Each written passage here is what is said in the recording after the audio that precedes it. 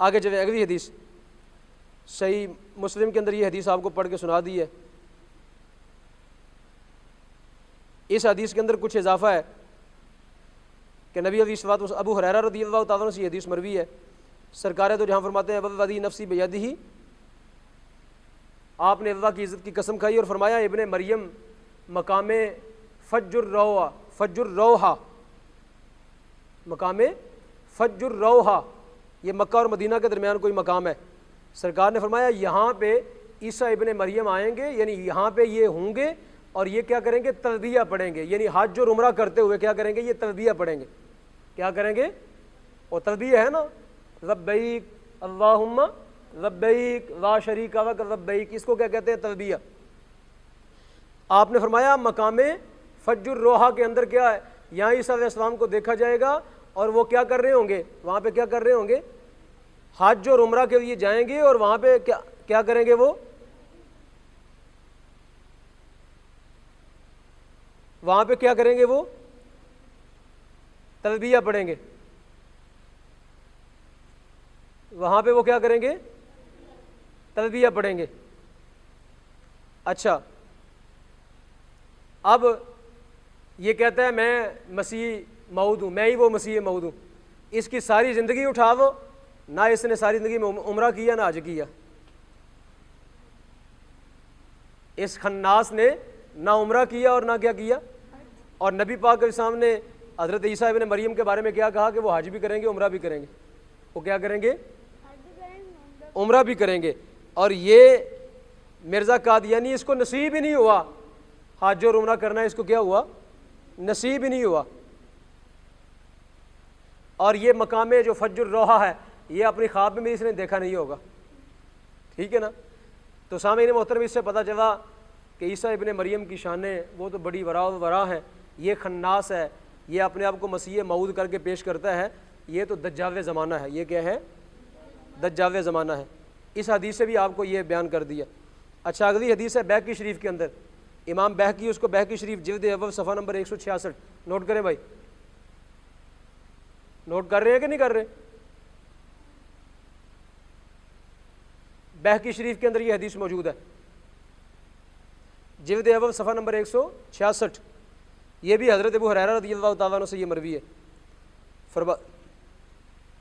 یہ حدیث ہے، نبی کریم علیہ السلام فرمایا، سرکار نے اپنی امت کو فرمایا کیف انتم، تمہاری شان کیا ہے؟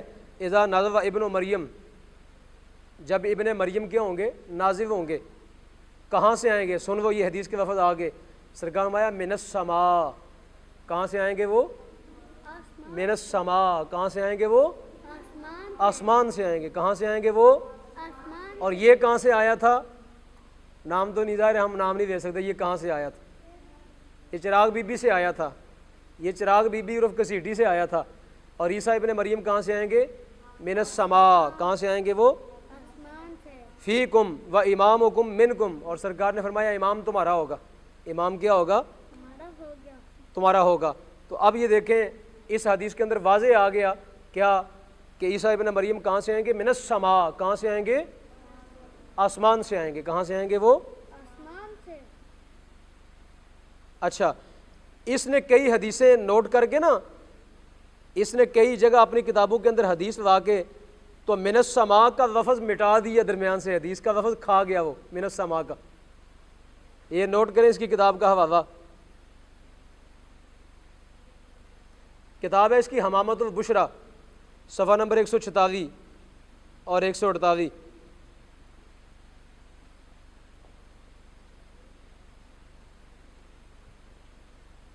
حدیث پاک ہے، نبی علیہ السلام نے فرمایا ینزل اخی، یہ حدیث کے لفظ نوٹ کریں.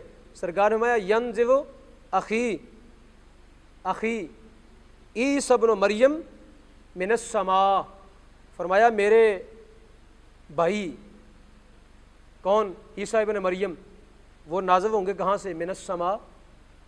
ینزل اخی عیسی ابن مریم من السماء.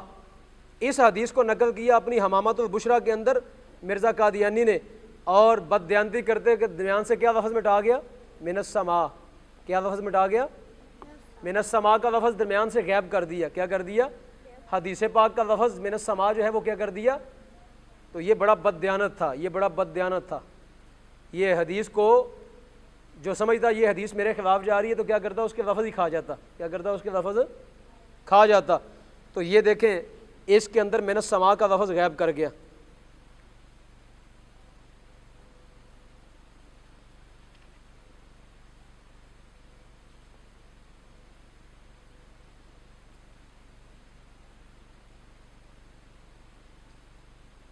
آگے اور ایک حوالہ نوٹ کریں اس کا،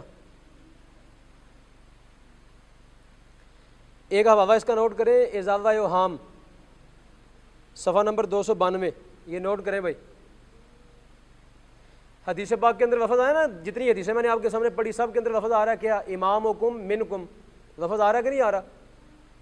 سب حدیثوں کے اندر یہ لفظ آ رہا ہے کیا، بوے سارے کیا لفظ آ رہا ہے، امامکم، کون سا لفظ آ رہا ہے، امامکم منکم۔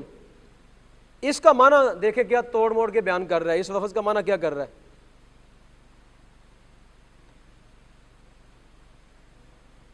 اس حدیث کو لکھنے کے بعد جو ہے نا وہ اس کا کیا کرتا ہے، معنی کیا کرتا ہے، کہتا ہے یہ سنیں، جہاں لکھنا ضروری ہوگا بتاؤں گا، کہتا ہے اور اگر یہ کہو کہ حضرت عیسیٰ علیہ السلام کو امتی کہہ کر پکارا گیا، کیا کہہ کے پکارا گیا، امتی کہہ کے، تو میں کہتا ہوں کہ صحیح بخاری کی وہ حدیث دیکھو جس میں امامکم منکم موجود ہے، امامکم کہتا ہے اس میں کوئی شک نہیں کہ منکم کے خطاب کے مخاطب امتی لوگ ہیں، کہتا ہے منکم کے خطاب کے مخاطب کون لوگ ہیں، امتی لوگ ہیں، کہتا ہے جو حضرت صلی اللہ علیہ وسلم کے زمانے سے دنیا کے اخیر تک ہوتے رہیں گے۔